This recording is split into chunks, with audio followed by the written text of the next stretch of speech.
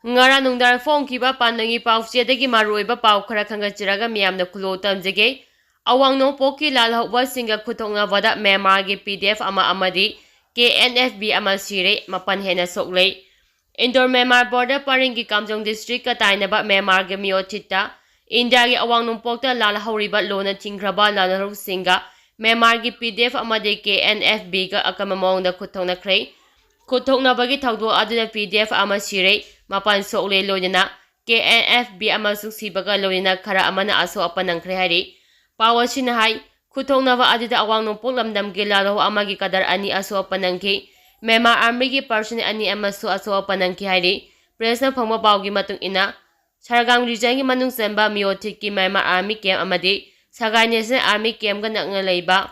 Awangn Nongpok lalhou khara gi apumba camp amada PDF amadi KNF na landarakpadagi akamamongda khut thoknakhibani hari masing yamlaba PDF amadi KNF gi afaba makhalgi khulai paibasing tha asigi haukibani pandagi Myanmar army camp Sagrang national army camp amadi campsing asiga nakna leiba Awangn Nongpok lalhou khara gi apumba camp da kochinduna landarakpa horakhibani numi humni chumna RPG bom yauna akamamongda khut thoknaraba matung ngasi ayuk yamna kana khut thoknaki hari Akan mamongda khut thoknaba aduda Myanmar army gi maikaidagi PDF amadi KNF gi mathakta yes tries to chathaki hari amaromda Awangn Nongpok ki lalhouba singgi kadar sing adu safagadaba mafamda hongdokkhre haujiksu marakta nomai kapnaba amadi bom pokhaibagi makhol tari hari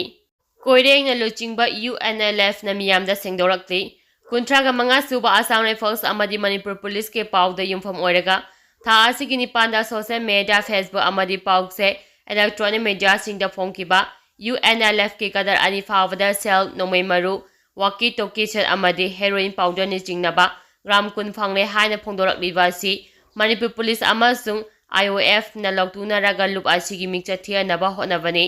haina koirenga luchingba UNLF na chiro amada miyamna singdorakli lup asigi Central Committee gi Secretary Publicity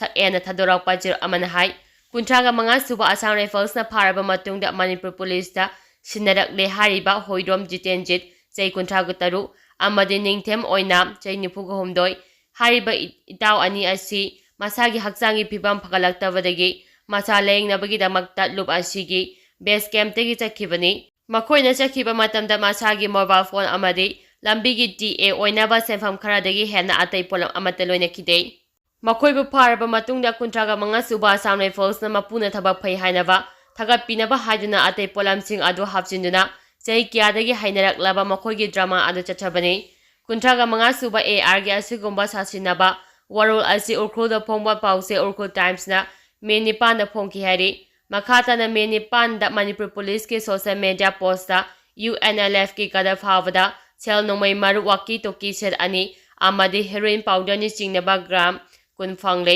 haina phongdoriba amadi search reporter amu hapchilakliba ase Manipur Police ki yamna nokningba thawongni urkhul times su hapkhidaba drug ki wafam ama naungna hapchilakliba ase Manipur Police ki asoiba huramba nakokana pipakle haibado thokjabane masine ifongphongna taklibadi IOF amadi Manipur Police ani ne lautunaraga lobasi gi mingchathia naba sasinaba lilane haiba ase iraicha singna khangbiu Loina India gi loiram lenga ke makhada chathariba aronba lila mayam asi mamang dagi chathaduna laklibani masida miyamna thajabigenu hairi chiro asina makha tararna ngalingai matam lising amaga sama pamogdraga matui mogdraga ni thoidagi hauduna drug amadi mayai kaiba chinjak sing muthanaba party ne lepa laitana ngasi phawbo hona riba asi iraicha sing ne henna khambiri aduga nakal amaromdana India ge security force sing asiguma mayai kaiba chinjak sing asi lalonbada yoksilamba Poppy plantation da na koina saugapagi thaudo wathok kaya miyamna iphongphong na khangnaraba wafamne maram aduna IOF amadi state force anina makhoigi makhut chalaba loki kadar anida sirakliba mara asidi makhoina drug amadi aromba karwa chacharamba thabaksing aduna theiba yarani matang sare khanuna lana mara sirakpani machi miyamna hotrong huno uba wafamne asiguma hanthawada kilalong asina lup asibu mingcha themba amadi miyamdagi khaidokpa ngamloi haiba asi Loi mapugi yakada thabak toriba IOF amadi State Police Force na khangjingadavani hairi lengang na athubada warasim puraktuna mahusagi punchida hanjel halu nongpok lenga apuma nupi luk NLA NL gi mapan suba mapo numi thawram pangthokhrei Maitai Furu asi ngayok sa fuda laibaga sa manare. Piba masida kiam kuina lehenki gani. Lengang atuba da warasim purakna mahusa ki punchida hanjina bahona wahana. Lup asi ki secretary Nongpok radamani na fongdorakli. Manipur Press Club tengasi pangthokiba tharom aduga mari lainana paumi singda Nongpok radana na fongdokibada. Lamdam asi ki ima singna ngalingai matamdagi hauduna. Ereba iramdam kanabagi dama amade. Maya kaba sinjak tingduna icha ichu sing kanaba lepna thaudang logduna lakli. Lamdam asida thokliba tunga ma issue kya thengana bahaiduna Imphal East District ke Marapabi sing ponsinduna Nongpok lenga apuma nupi lub asi semgatrakibani ngasi chilub asina ireba iramdam almadi mirol asi kanaba angamba thaudang lori haiki mahana makha taraduna lamdam asida thokliba lan asina mamal yamlaba icha kayagi thawai mangan krei mama oibi kayagi milu piranga si chukangdri masigi mathakta chahi nauribi icha ningol kaya lukhabigi singda chalalei Maitai Furu asi ngayok sa fuda laibaga sa manare. Pibem asida aikoi kiam kuina laikigani. Athauba singi thawai. Yaudra haksangda. Akoi kiam kuina laika tuna laikigi dauribano. Lengang anma dimai lainaba singna athubada chap chaba warasim puraktuna. Mausagi punsida hanjina bahonau haiki. Ngasi pangthokiba tharam aduda Nongpok lenga apuma nupi lupki. President Yumrembab Mema Laima. Nupi Samas ke President Thoksom Ramani. Amkil ke President Laurembam Ngandi. All Manipur Tambi Chingmi Apumaluki, President Yangbe Momon, Nimpal ki President Thingmai Jam Ibeyama, Thawal Imagi President Sapam Bimola, ANUL Bisnupur ki President Laurembam Pramo Amadi, Isal ki President Tongbram Premitana Chingba Singna President Member Oina Saruyaki, Loyana Tharangi Saro Ama Oina Ngasi Kunagi Singnaba Amadi, Masigi Achumba Waroisil, Haibasinda India Gandhi National Tribal University ki Factory Member Dr. Homom Thangjamna, Resource person oina miyam da waros tham survey report yumfam oraga relief material sing phangalu rajniti gi khut yaweganu boy kori mayum DC amadi SDO sing survey report ki matung ina relief material sing phangalu rajniti gi khut yaweganu lengang na relief material sing awaba tarawa sing da haktengana athuda phangalu haina Manipur Maitai Panga Welfare Association MMWO gi president boy kori mayum na thadorak pachur amana phongdorakli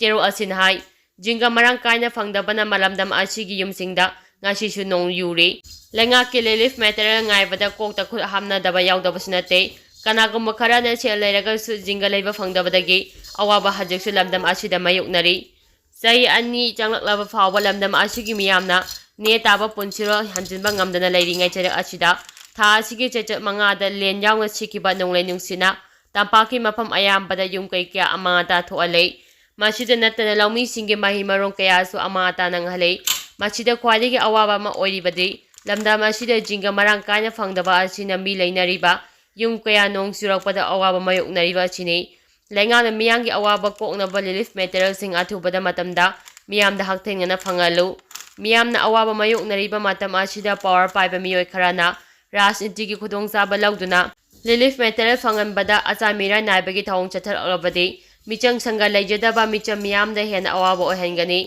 Manipur de ising icha amada ikang thokpa matamda relief yentokpada mawong tana miyamda yentokkidabadagi thodok kya samamangda laikhrabani yungkai amade mahi marong kaya mang takliba singachi yamna sokpa natraga su soktaba haiba category sing khaidokpa mathau tai relief material yenbagi thabak singachida khajitang soiba yaukibada kai hena soklaba miyoi singdi awaba mengkhapa ngamloidaribani Iramdam asigi awa ana taraba imung singi awabada organization asina su saru yari hana chiro asina makha tarakli